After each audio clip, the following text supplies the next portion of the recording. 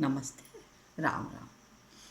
बसंत ऋतु थी, बहुत अच्छा मौसम था। जंगल में बीचों बीच एक गुलाब का पौधा लगा था।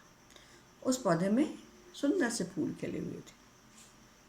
उस गुलाब के पौधे को अपने ऊपर बहुत घमंड था कि मैं बहुत सुंदर दिखता हूँ।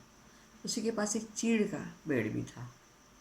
वे चीड़ के जो पेड़ थे आपस में बात कर रहे थे, कितने सुंदर होते हैं गुलाब के फूल, काश मैं भी इतना ही सुंदर होता। दूसरे चीड़ ने कहा, मित्र, हर किसी के पास कोई ना कोई खास चीज़ होती है। किसी के पास कुछ अच्छा है, किसी के पास कुछ अच्छा है। गुलाब के पास सुंदरता बहुत अच्छी है, पर तुम्हारे पास तुम्हारी मजबूती बहुत अच्छी है। गुलाब ने ये सुना तो उसको बहुत गुस्सा आई और अपने ऊपर घमंडी कर बैठा। गुस्सा इसलिए कि चीड़ उसकी अपनी तारीफ कर रहा है और घमंड इसलिए कि मैं बहुत सुंदर दिख रहा हूँ। उसने बड़े गर्व से कहा, इस जंगल में मैं ही तो हूँ जो बहुत सुंदर दिखता हूँ, मेरे अलावा कोई सुंदर नहीं है। ये सुनकर सबको बुरा लगा कि इसको इतना घमंड क्यों हो गया है ना। तभी सूरजमुखी फूल बोल उठा, अरे तुम सुंदर हो, पर देखो नागफनी भी बहुत सुंदर है। तो गुलाब बता रहे, नागफनी कितना कुरूप है, उसमें कांटे कांटे हैं, तो इसको देखना भी नहीं चाहता। चीड़ के पेड़ ने आके कहा, गुलाब तुम भी कांटों से भरे हुए हो। तो गुलाब ने गुस्से में कहा, मेरी कांटों की बराबरी उससे मत करो। सब चुप हो गया, सब ने कहा जान दो क्या करना, कौन बात करे। पर गुलाब और भी चिढ़ गया और उसने सबसे कहा, तुम सब निरर्थक हो, मुझे बहुत दुख है, मैं तुम लोग के साथ रह रहा हूँ, मुझे यहाँ नहीं रहना चाहिए।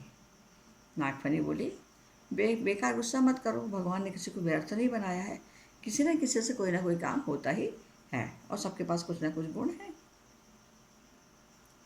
अब मौसम बदला, बसंत ऋतु गई, गर्मी ऋतु आने लगी।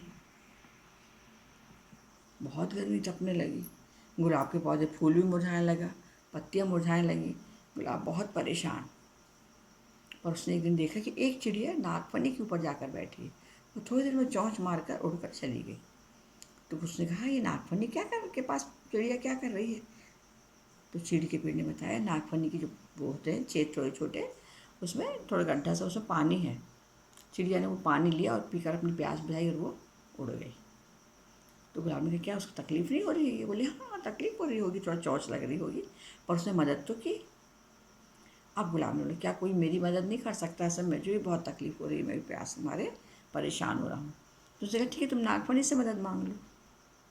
तो नागफनी से उसने कहा, तो नागफनी, मुझे कोई मतलब नहीं, तुमने मुझसे क्या कहा, मुझे कोई मतलब नहीं, मुझे तुम्हारी मदद करना है तो मैं तुम्हारी मदद करूँगी। इतने में एक चिड़िया आई, उसने नागफनी से पानी लिया और गुलाब के पौधों में डाला। धीरे धीरे उसने ऐसा कई बार किया तो गुलाब के पौधों को पानी मिला और वो हरा हो गया। तब गुलाब ने फिर नागफनी से और सबसे माफ़ी मांगी कि वास्तव में हमको किसी से कभी किसी की बुराई नहीं करना चाहिए, सब में कोई ना कोई गुण होता है, हर जीव में कोई ना कोई विशेषता होती ही है। नमस्ते, राम राम, धन्यवाद।